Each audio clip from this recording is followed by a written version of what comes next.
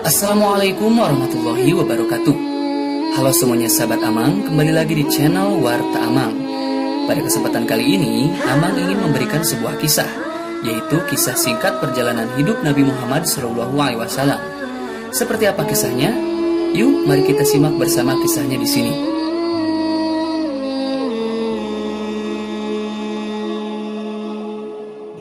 Seperti yang sudah kita ketahui bersama, Nabi Muhammad merupakan tokoh penting dalam sejarah agama Islam. Bahkan dapat dikatakan seluruh umat Islam pasti sudah mengenal sosok seorang Nabi Muhammad ini dengan segala kerendahan dan kebaikan hatinya. Beliau pun disebut sebagai utusan Allah Subhanahu wa Ta'ala yang menjadi tauladan seluruh umat Islam di dunia, baik dari zaman kenabian hingga zaman modern saat ini. Nabi Muhammad SAW merupakan nabi paling akhir yang diutus oleh Allah Subhanahu wa Ta'ala untuk menuntun umat di dunia, di mana Allah menjadikan Nabi Muhammad sebagai nabi penutup dan tidak ada lagi nabi setelahnya yang menjadi utusan Allah Subhanahu wa Ta'ala. Hal ini yang menyebabkan Nabi Muhammad mempunyai sebutan sebagai Khataman Nabiyyin atau nabi paling terakhir. Sebagai utusan Allah yang paling akhir, Nabi Muhammad menyempurnakan ajaran Allah yang telah disampaikan oleh nabi-nabi sebelumnya. Perjalanan Nabi Muhammad tidak lepas dari upaya menyeru seluruh umat manusia agar beribadah kepada Allah Subhanahu wa Ta'ala dan menunjukkan mereka jalan yang lurus dalam urusan dunia maupun akhirat. Sama seperti nabi-nabi sebelumnya, Nabi Muhammad pun mendapatkan wahyu yang luar biasa dari Allah Subhanahu wa Ta'ala. Namun kali ini Allah memberikan wahyu berupa petunjuk bagi Nabi Muhammad untuk membaca kitab suci Al-Quran agar terang dalam menjalani kehidupan. Selain wahyu yang diberikan, kisah Nabi Muhammad yang lain juga tidak kalah menarik untuk disimak, mulai dari kelahiran Nabi Muhammad hingga kisah meninggalnya utusan Allah yang sangat mulia ini. Berikut Amang telah merangkum kisah Nabi Muhammad, perjalanan lahir hingga wafatnya seorang nabi sekaligus Rasul Allah Subhanahu wa Ta'ala. Kisah Nabi Muhammad pertama datang dari riwayat kelahiran Nabi Muhammad sendiri. Seperti diketahui, kelahiran Nabi Muhammad bertepatan dengan peristiwa pasukan gajah yang tengah berusaha merobohkan Ka'bah. Pada saat itu, Allah mengirimkan burung-burung ababil untuk menjatuhkan batu-batu pembawa wabah penyakit kepada pasukan gajah yang sedang berupaya menghancurkan tempat suci dan bersejarah umat Islam, yaitu Ka'bah. Di tahun gajah inilah Nabi Muhammad lahir di Mekah dan besar sebagai anak yatim karena ayah Nabi Muhammad, Abdullah, telah wafat sebelumnya.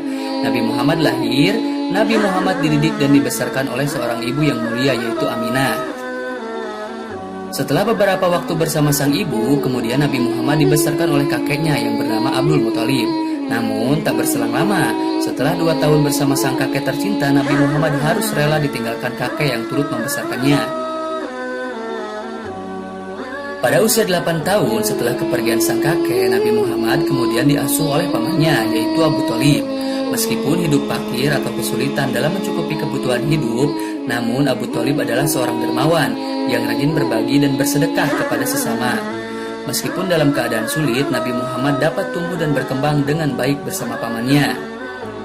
Setelah peristiwa kelahiran, kisah Nabi Muhammad berikutnya yang patut menjadi teladan adalah peristiwa diturunkannya wahyu pertama dari Allah Subhanahu wa Ta'ala kepada Nabi Muhammad SAW.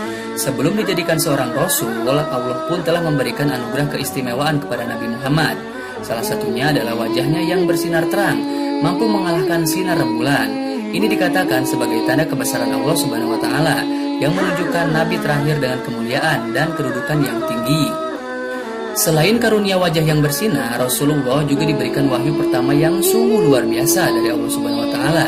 Menjelang diturunkannya wahyu pertama, Rasulullah mendapatkan sebuah mimpi di mana malaikat Jibril datang menghampirinya.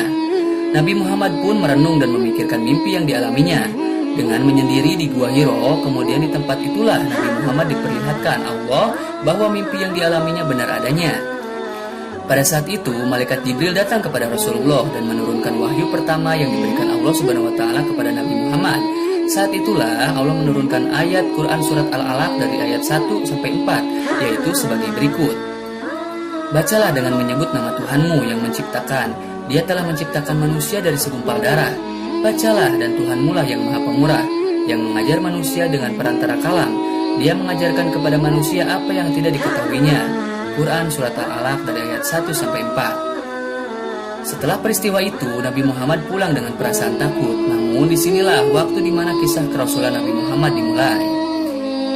di mana Nabi Muhammad sebagai utusan terakhir yang akan membawa kedamaian bagi seluruh umat manusia. Kisah Nabi Muhammad berikutnya yang tidak kalah menarik untuk kita simak, yaitu kisah perjalanan dakwah yang dilakukan secara diam-diam. Setelah mendapatkan wahyu pertama, Nabi Muhammad SAW kemudian mulai melakukan dakwah secara rahasia atau sembunyi-sembunyi. Khadijah, Abu Bakar As-Siddiq, dan Zaid bin Harithah, Ummu Aiman, Ali bin Abi Thalib, dan Bilal bin Rabah merupakan orang-orang yang menjadi pengikut pertamanya.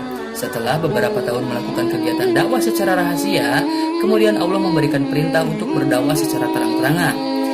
Perintah ini seperti yang tercantum dalam Quran Surat Al-Hijr ayat 94, yaitu sebagai berikut: maka sampaikanlah olehmu secara terang-terangan segala apa yang diperintahkan kepadamu, dan berpalinglah dari orang-orang yang musyrik.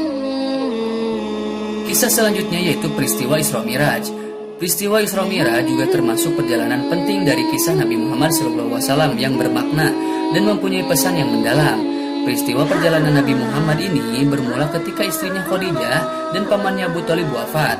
Meninggalnya dua orang penting dalam hidupnya Nabi Muhammad ini terjadi pada tahun ke-11 kepemimpinan Nabi Muhammad.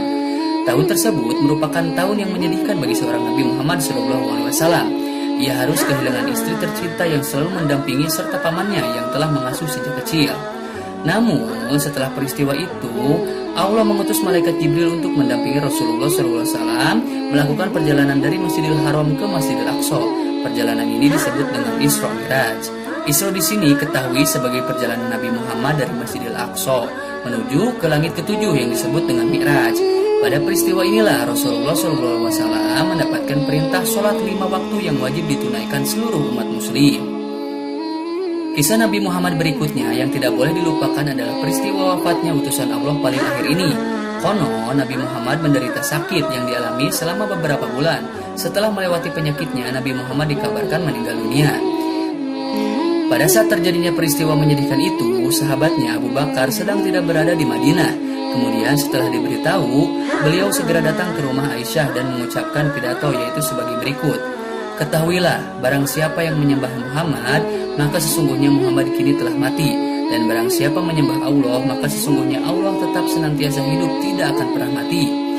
Kemudian beliau pun mengucapkan firman Allah dalam Quran Surat Az-Zumar ayat 30, sesungguhnya kamu akan mati dan sesungguhnya mereka akan mati pula. Pada saat itulah seluruh umat muslim berduka dan harus merelakan suri tauladan yang tidak lelah mengajarkan kebaikan dalam menjalani kehidupan. Peristiwa ini akan selalu dikenang umat muslim sebagai peristiwa besar dan bersejarah dari perjalanan seorang yang memiliki segala sifat baik dan kemuliaan. Semoga kisah ini dapat menginspirasi kita semua dan memotivasi untuk selalu berbuat baik dan beribadah kepada Allah Subhanahu wa taala. Sekian, mudah-mudahan bermanfaat. Jangan lupa untuk like, share, dan subscribe agar terus bisa mendapatkan video terbaru dari channel Warta Amal. Terima kasih. Wassalamualaikum warahmatullahi wabarakatuh.